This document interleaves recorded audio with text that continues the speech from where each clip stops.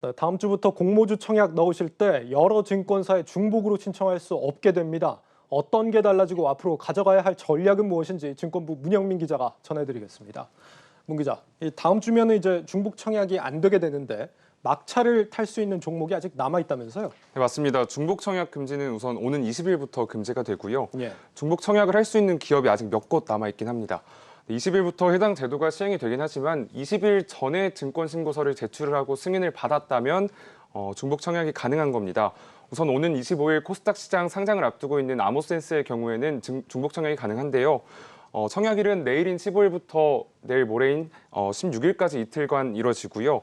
대역급으로 꼽히는 기업들 가운데서는 SD 바이오센서의 중복 청약을 할 수 있는 가능성이 좀 크긴 합니다. 예. 원래 지난 10일에서 11일 수요 예측이 예정이 돼 있었는데 지난 9일에 금융감독원이 정정된 증권 신고서를 제출하라라고 요구를 하면서 이 SD 바이오센서의 일정이 조금 꼬이게 된 건데요. SD 바이오센서는 정정한 증권 신고서를 지난 11일에 제출을 했고요.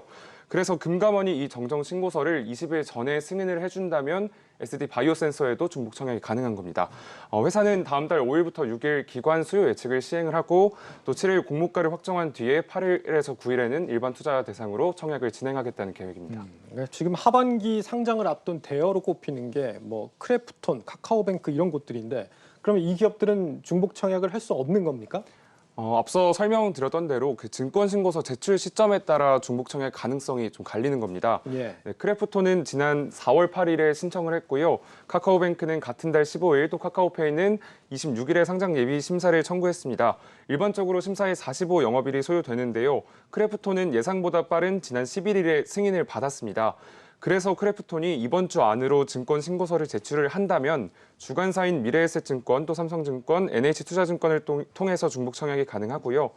카카오뱅크와 카카오페이가 중복 청약이 가능하려면 이번 주 내로 상장 예비심사 승인이 또 떨어지고 바로 증권 신고서를 제출해야 되기 때문에 그 가능성이 조금 희박하다고 할 수 있습니다. 그러니까 일단 뭐 크래프톤까지는 중복 청약이 가능할 가능성이 높다 이거네요. 예, 맞습니다. 네, 중복 청약이 금지되는 20일 이후부터는 이제 청약 시장이 좀 어떻게 달라질지도 궁금해지는데 지금 같은 청약 열기가 좀 줄어들게 될까요? 청약 열기가 줄어들지는 않을 것으로 보이고요. 좀 과열이나 광풍 현상은 조금 누그러질 것으로 보입니다. 네. 지난 SKIT의 경우 무려 80조 원이 넘는 청약 증거금을 모으면서 좀 역대급 신화를 쓰지 않았습니까?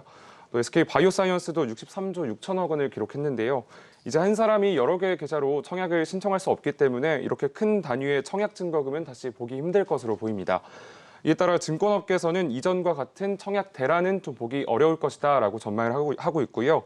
청약 대란이라는 말이 고유명사가 될 정도로 이 대형급 기업에 상장을 할 때 청약 폭주 사태는 좀 빈번했는데 이제 중복 청약이 금지되면 한 사람당 딱 한 계좌만 청약이 가능해지기 때문에 이전의 공모주 청약 과열 양상은 조금 누그러질 것으로 보입니다.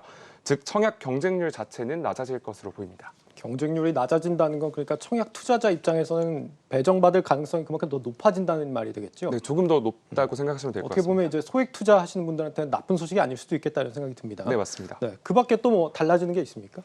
증권사 입장을 한번 다뤄보겠습니다. 네. 증권사 입장에서 보면 청약 신청 계좌 수는 당연히 감소를 하겠죠. 그렇기 때문에 공모주 청약으로 얻을 수수료 이익도 줄어들 것으로 보이는데요. 그래서 이러한 수수료 수익을 보존하기 위해서 증권사에서 기존에는 받지 않았던 온라인으로 그 공모주 청약을 할 때 수수료를 새로 받기 시작했습니다. 한국투자증권과 SK증권은 이미 이전부터 온라인 채널을 통해 청약을 할 때에도 수수료를 받았었습니다. 다른 증권사는 받지 않았었는데요. 근데 이제 삼성증권이 오는 28일부터 온라인에 2,000원의 수수료를 부과하겠다라고 결정을 하면서 이제 28일부터는 온라인으로 공모주 청약을 신청할 때도 2,000원의 수수료를 내야 합니다. 예. 또 미래에셋증권도 수수료 변경과 관련해서 다각도로 현재 검토 중에 있다면서 수수료 체계를 손볼 준비를 하고 있고요. 만약에 이렇게 증권사들이 수수료를 좀 신설하는 이런 움직임이 계속 생길 경우에는 뭐 KB증권이라든지 NH투자증권이라든지 여러 증권사에서도 이런 움직임에 동참할 것으로 보입니다. 네, 증권업계에서는 이처럼 중복 청약을 금지한 이후에 수수료를 얻기 위해서 새로운 사업 방향들을 좀 검토를 하고 있는데요. 그렇다면 개인 투자자 입장에서는 이렇게 어떻게 투자 전략을 세워야 조금 더 높은 수익을 가져갈 수 있을까요? 개인 입장에서는 공모주 중복 청약의 대안으로 꼽히는 공모주 펀드에 대한 관심이 높아지고 있습니다. 이에 대한 내용은 지수희 기자의 리포트로 확인해 보겠습니다. 공모주 펀드에 간접 투자하는 방식도 공모주 투자 효과를 누릴 수 있어 대안으로 꼽힙니다. 직접 투자할 경우 청약 때마다 해당 주관사에 계좌를 만들고 증거금을 넣어야 하지만 공모주 펀드는 소액으로도 투자할 수 있습니다. 또 일반 투자자의 2배에 해당하는 기관 물량에 투자할 수 있어 일반 청약보다 경쟁률도 낮습니다. 1년에 약 70여 개의 IPO 종목 가운데 매니저 분석을 통해 유망한 기업에만 투자할 수 있다는 점도 장점입니다. 전문 펀드 매니저가 1년에 그 상장되는 70개 종목을 다 분석을 하고 매력도가 높은 종목들은 좀 많이 받기 위해서 적극적으로 이제 청약을 들어가서 많이 받아서 이제 매매를 할 거고 매력도가 떨어지는 종목은 수혜치가 안 들어갈 수도 있죠. 그런 것들이 수익으로 다 녹아 들어가니까. 올해 하반기에는 대여급 IPO가 예정돼 있는 만큼 중복 청약 금지와 맞물려 공모주 펀드의 인기가 높아지고 있습니다.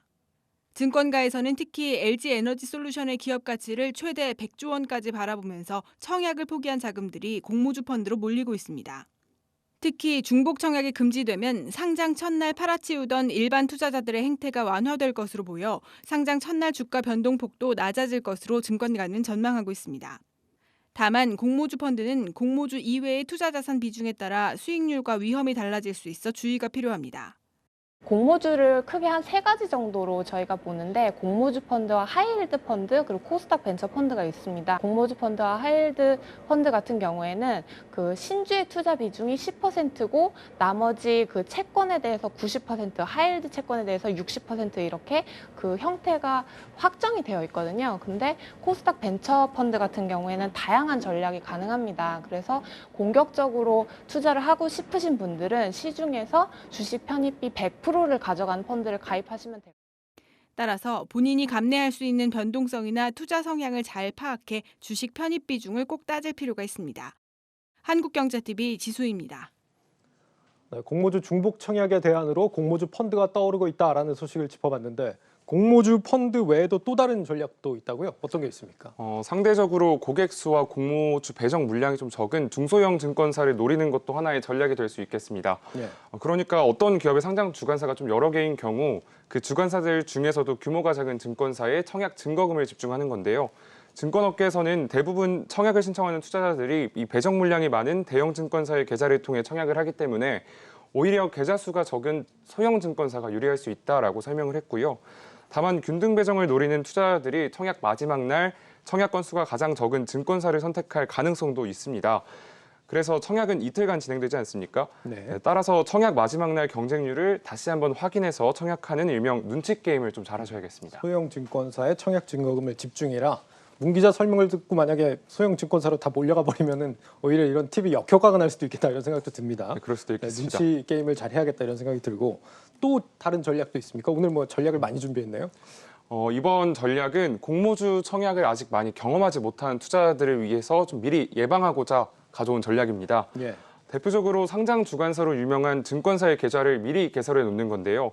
KB증권이나 미래에셋증권 또 한국투자증권의 경우 대표적으로 상장을 많이 주관하지 않습니까? 네. 그렇기 때문에 또 증권사의 계좌는 20일에 하나씩밖에 못 만듭니다.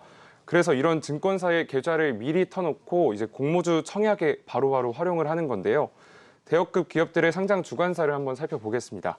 크래프톤은 앞서 설명했듯이 미래에셋증권과 삼성증권 또 NH투자증권에서 상장을 주관하고요. 카카오뱅크는 KB증권, 카카오페이는 삼성증권에서 주관을 하고 있습니다. 현대중공업은 한국투자증권과 미래에셋증권, KB증권, 하나금융투자에서 주관을 합니다. 그래서 이러한 대여급 기업들의 만약에 청약이 비슷한 시기에 이뤄진다면 증권사 계좌 개설에 제한일 수가 있기 때문에 또 그래서 계좌를 개설할 수 없어서 청약 신청을 못할 수가 있습니다. 따라서 업계 전문가들은 이들 기업의 상장을 주관하는 증권사의 계좌를 미리 만들어놔서 이 다수의 기업 청약 일정이 겹칠 때 활용하기 좋다라고 설명했습니다. 네, 뭐 보통 이제 주간 증권사로 물량이 가장 많이 배정이 되니까요. 네, 증권부 문영민 기자였습니다. 수고했습니다.